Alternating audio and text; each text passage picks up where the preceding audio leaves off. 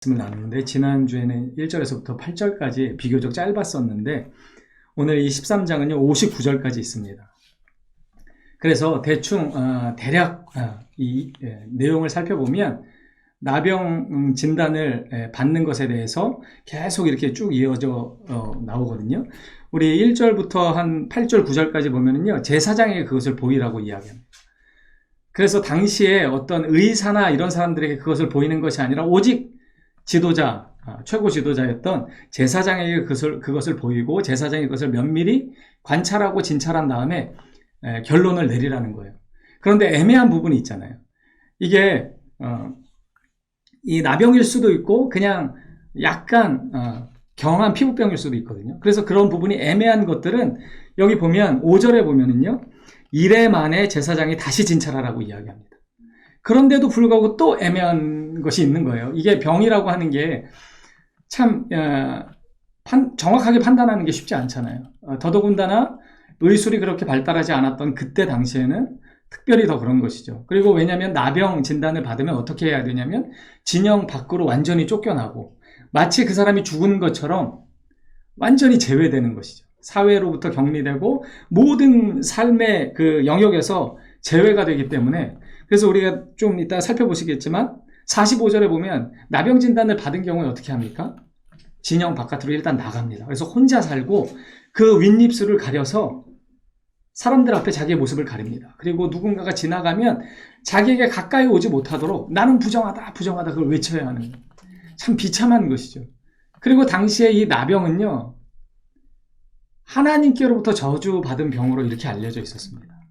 왜냐하면 이 병의 특성이 그런데요, 이 병은요 점점 더 퍼져갑니다. 그리고 이 병을 그대로 놔두면 어떤 상황이 벌어지냐면 신경이 완전히 마비가 돼서요 이게 감각을 잃어버립니다. 이게 마치 죄에 중독이 되면 양심의 화인을 맞아서 죄를 지어도 죄를 지은지 모르는 것과 같은 그런 아주 비슷한 양상이 이 나병 안에 있기 때문에 특별히 이 나병을 하나님이 저주하셨다는 그런 식으로 그들이 인식했었습니다. 그래서 여기 보면은요 5절에 이래 만에 제사장이 그를 진찰하라고 이야기합니다. 그럼에도 불구하고 뭔가 애매한 부분이 있으면 6절에 보면 이래 만에 다시 또 제사장이 보도록 합니다. 여러분, 나병으로 진단을 받을 경우에 완전히 인간 이하의 삶으로 추락을 하게 되는데, 이 모든 것들을 결정하는 데 있어서 그 인간 이하의 삶을 살아가고 있는 어떤 사람들이 그것을 진단하고 가까이 하는 것이 아니라 최고 지도자, 존경받는 종교 지도자, 이 제사장이 그것을 진단하고 진찰하고 때로는 만져보고 이렇게 한다는 사실입니다. 되게 놀랍죠. 가장 고귀한 직업군에 있는 사람이 이 나락으로 떨어질 수밖에 없는 이 나병 진단을 하는 데 있어서 이 두 사람이 이렇게 만난다는 것이죠. 그래서 하나님께서는 이 레위기를 통해서 우리로 하여금 인간 안에 모든 것이 차별이 없음을 이렇게 설명합니다. 제사장이 특별한 것이 아니라는 것이죠.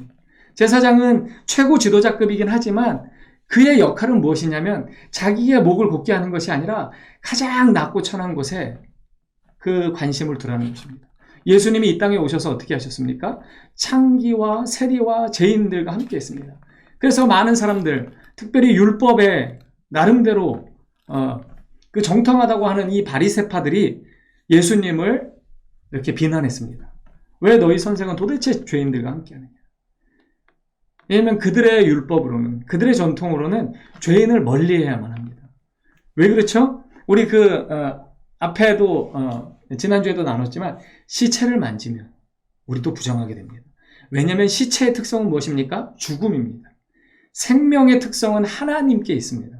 그래서 이 죽음은 하나님과 반대되는 것이기 때문에 그 시체를 만졌을 때 우리도 부정하게 되는 것이죠.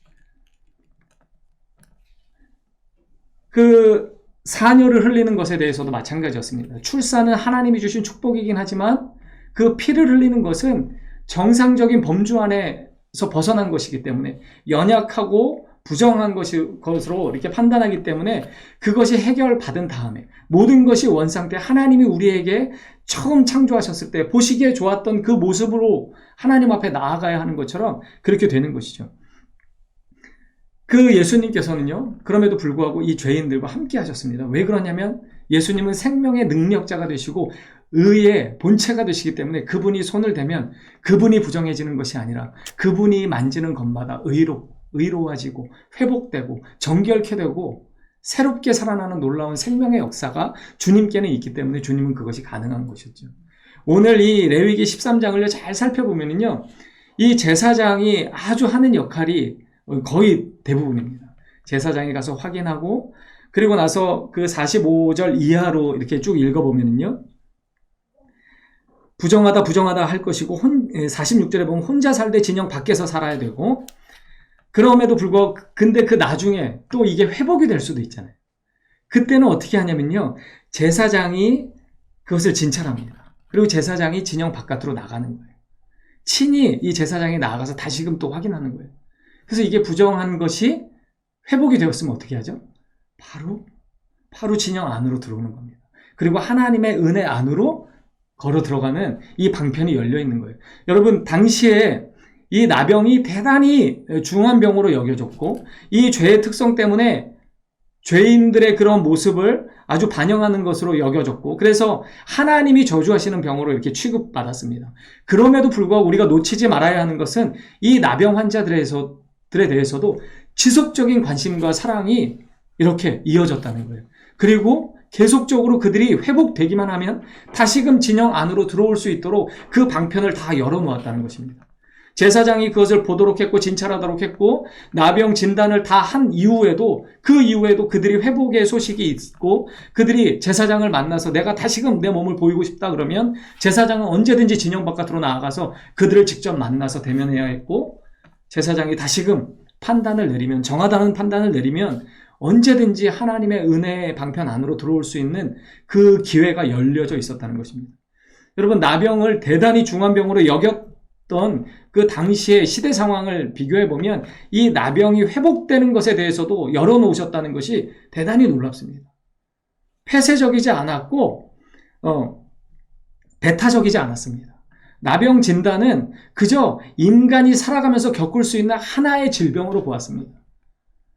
여러분, 우리는 다 연약한 죄인들입니다. 그래서 아무리 거룩하게 살려고 해도 우리 안에 여전한 죄성 때문에 우리는 넘어지고 쓰러집니다. 그때 우리는 어떻게 해야 합니까? 우리는 구약의 규례를 따를 필요는 없습니다.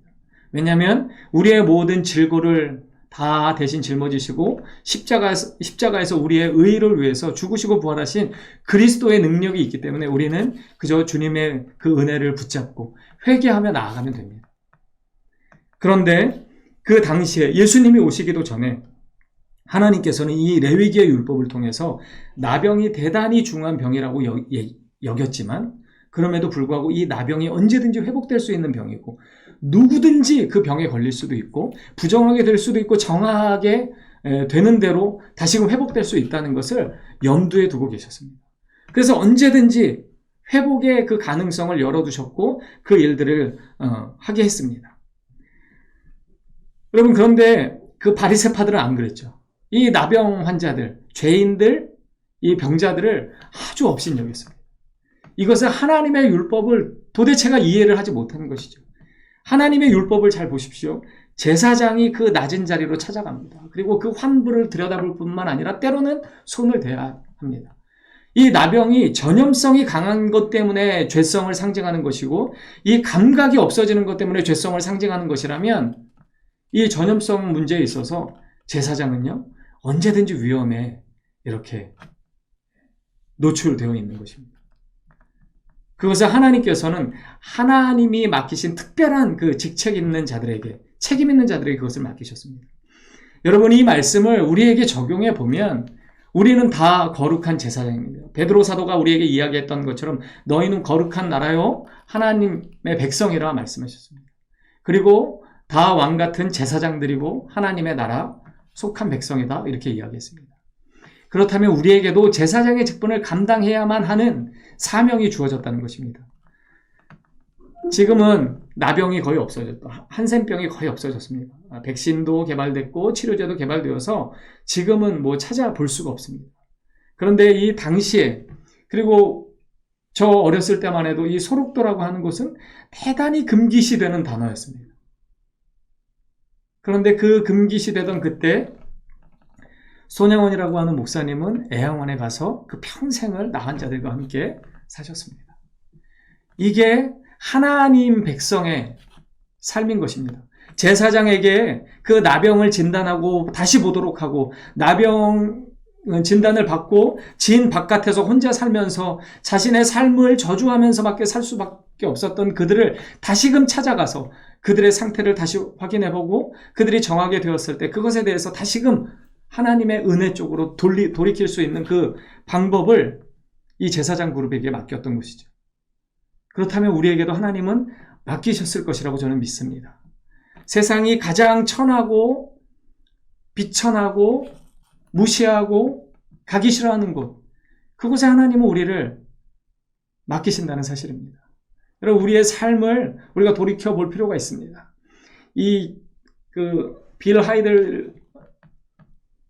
빌 하이벨스 목사님, 그분이 사랑하면 전도합니다라는 책을 썼는데, 거기에서 제가 딱 한 가지 공감하는, 다른 부분도 공감하지만 특별히 공감하는 부분이 뭐냐면 복음의 진공 상태입니다. 복음의 진공 상태. 믿음이 생기고 믿음이 점점점 성숙하면 주변에 믿지 않는 자들이 점점 사라진다는 거죠. 그래서 내 믿음의 연수가 더해지고 성숙의 정도가 깊어지면 주변의 이웃들 중에 거반 다 믿는 사람이다. 이게 이제 그분이 표현한 복음의 진공 상태인데, 저는 가끔 그런 것을 느낍니다. 제가 신학을 하고 이렇게 목회를 하고 이렇게 하다 보니까 주변에 다 믿는 분들이에요. 믿지 않는 분들이 별로 없어요. 가깝게 만나고 교제하는 분들이 다 이제 목사님들밖에 없고, 왜냐하면 삶이 다르고 시간이 다르고 이 가치관이 다르기 때문에 예전 친구들하고도 잘 이게 안 만나게 되더라고요. 만나도 예전 같지가 않고 서로 다른 이야기를 하다 보니까 몇 번 만나다가도 이게 뜸해지더라고요. 근데 저는 이 복음의 진공 상태를 늘 경계해야 된다고 생각하는 사람입니다. 내 믿음의 연수가 더해지고 말씀 앞에 깊이 들어가면 들어갈수록 우리는 그 주변에 좋은 믿음의 친구들을 사귀어야 하는 건 맞습니다. 그런데 반면에 이 낮고 낮은 자리에 주님이 찾아오셨던 것처럼 우리도 그 낮고 낮은 자리에 복음을 알지 못해서 죽어가는 영혼들에게 우리도 찾아가야 한다는 사실을 기억해야 합니다. 여러분이 레위기 13장은요, 이 제사장에게 아주 특별한 권위를 주셨는데 진단할 수 있는 권위를 주셨습니다. 그리고 그런데 진단하도록만 하셨지 이 제사장에게 치료를 절대로 맡기시지 않았습니다. 이 13장 내내 제사장이 할 수 있는 것은요, 보고 판단하는 것입니다. 거기에 무슨 약을 처방하거나 어떻게 이것을 회복할 수 있도록 이것을 노력하라고 전혀 이야기가 없습니다. 그저 제사장이 할 수 있는 것은 그 병이 어떻게 진행되고 있는지 애매모호한 상황에서 7일, 14일 동안 그것을 다시금 살펴보고 그것을 잘 살펴본 후에 이것이 나병인지 아닌지만 판단하는 것입니다. 이게 구약 제사장의 한계입니다. 그런데 우리의 영원한 제사장으로 오신 예수님은 어떤 분이십니까? 그분은 진단하실 뿐만 아니라 치료하시는 하나님이십니다. 만지시는 하나님이십니다. 제사장들은 보고 면밀히 관찰했습니다. 그리고 판단했습니다. 거기가 그들의 임무의 종착점이었습니다. 그런데 예수님은 어떻게 하셨습니까? 우리의 모든 죄를 짊어지시기 위해서 이 땅에 오셨고, 그분이 오셔서 가장 먼저 하셨던 것이 회개하라 천국이 가까이 왔느니라, 이 말씀을 외치신 다음에 죄인들을 만나셨습니다. 창기들을 만나셨고 세리들을 만나셨습니다. 그리고 그들의 식탁으로 그분이 찾아가셨고 또 예수님의 식탁으로 그들을 초대하셨습니다. 그래서 이 식탁의 교제를 통해서 그들의 삶에 새로운 생명의 은혜를 부어주시기 시작했습니다. 그래서 예수님과 만나는 자들마다 다 변화되기 시작합니다. 예수님과 식탁의 교제를 나눈 자들마다 삶의 가치관이 변화되고 삶에 대한 이 기준이 달라집니다. 그래서 우리가 마태복음을 이야기하고 있지만 이 레위 마태, 이 세리 마태가 어떻게 변화됩니까? 돈밖에 모르던 그가 예수님의 제자가 되기로 작정합니다. 자기 십자가를 지고 따르기로 작정하고 나아가는 것입니다. 여러분, 우리는 어찌 보면 다 나병 환자와 같은 사람들입니다. 아무리 애쓰고 옷을 빨아 제껴도 또 7일이 지나고 또 7일이 지나면 어느 틈엔가 우리는 그 나병의 그 나균에 감염이 되어서 나도 어찌할 수 없는 그 지경에 이르는 어쩌면 우리는 죄인들입니다. 그런데 우리에게 한 가지 희망이 있는 것은 구약의 제사장이 우리를 진단하고 우리를 판단하는 것, 거기서 멈춘 것이 아니라 우리의 참 제사장이 되시는 예수님은 우리를 찾아와 주셨고 우리의 삶 가운데 간섭하시고 동행하셔서 우리의 삶 가운데 이 나병을 완전히 치유하신다는 사실입니다. 주님을 만나기만 하면 우리 안에 새로운 생명이, 회복의 능력이 임하게 된다는 사실입니다. 여러분, 우리는 육신의 이 질병을 가지고 살아갈 수밖에 없습니다. 우리는 육체의 이 질고를 지고 가기 때문에 우리는 언제든지 주님 다시 만나는 그날까지는 이 죄로부터 전혀 자유로울 수 없습니다. 그럼에도 불구하고 우리가 우리의 죄를 깨닫기 시작하고 그래서 우리의 죄를 온전히 깨끗게 하실 그리스도께 나가기 시작한다면, 우리의 죄를 주님 앞에만 내려놓고 고백하기만 시작한다면 주님께서는 우리를 새롭게 하실 것입니다. 구약의 제사장이 그냥 진단하고 판단하는 것에서 끝나는 것이 아니라 주님은 우리의 모든 세포 하나하나를 말씀으로 성령의 능력으로 새롭게 하셔서 우리를 예수님의 제자로 삼으실 것입니다. 여러분, 주님을 온전히 만난 자들은 다 변화됐습니다. 복음은 능력이 있습니다. 주님을 만났는데 변화되지 않았다는 것, 그것은 주님을 만나지 못했다는 증거이기도 합니다. 우리의 삶 가운데 우리의 삶이 변화되지 않고 우리의 가치관이 변화되지 않고 여전히 세상에 매여서 헤매고 있다면 그것 또한 우리가 온전히 주님을 만나지 못했다는 증거이기도 합니다. 여러분이 나병은요, 이 고통을 알지 못하는 이 큰 취약점이 있습니다. 그래서 전에 한번 제가 말씀드렸을 거예요. 고통이라는 선물에 보면 그 책을 필립 얀시라는 이 신학자와 폴 브랜드라고 하는 이 그 정형외과 의사, 인도와 저쪽에서 그 30여 년간 선교하셨던 분인데 이분이 이제 나병 환자들을 특별히 이렇게 치료를 하셨어요. 근데 그들이 낫지 않는 거예요. 전에 한번 말씀드렸을 거예요. 여기가 짓물러가지고 팔꿈치나 이런 무릎 같은 데가 생긴대요. 나균이. 그런 데가 잘 생긴대. 막 짓무르고 그래서 붕대를 감고 발에다가도 붕대를 감아주고 이렇게 했는데 보름 뒤에 오거나 일주일 뒤에 오면 그 상처가 난리가 난 거예요. 막 다 데이고 뭐 막 썩고 문드러지고 막 그렇게 해갖고 오는 거예요. 그리고 아무 보호 장구도 하지 않고 이분이 너무 이해가 안 되는 거예요. 왜 도대체 왜 이럴까? 그래서 그분 진료실이 2층이었대요. 근데 그날도 이제 어떤 한 청년이 와가지고 그 발에다가 드레싱 다 하고 붕대를 감아가지고 목발을 짚고 가도록 이렇게 했는데 그분이 2층에서 이렇게 그냥 그 생각에 잠겨서 내려다보고 있는데 그 청년이 이제 치료를 받은 청년이 목발을 짚고 가야 되는데 목발을 한 손에다 이렇게 딱 쥐고 그냥 이렇게 걸어가는 거죠. 그 아픈 다리를. 이분이 그때 충격을 받은 거예요. 그래서 나병에 대해서 더 깊이 연구를 하다 보니까 신경이 마비가 돼서 고통을 느끼지 못해요. 그래서 이분이 고통이라는 선물 그 책에서 고통을 우리가 피하고 싶어 하잖아요. 우리의 삶에 우리는 고통이 없이 살아가고 싶어 합니다. 늘 평안하기를 원하며 살아가죠. 그런데 그분이 얘기하는 건 뭐냐면 고통을 느끼지 못한다는 것은 엄청난 비극이라는 거예요. 그 나병 환자들의 고통이 끝나지 않는 이유가 뭐냐면 그 고통을 느끼지 못하기 때문이라는 거죠.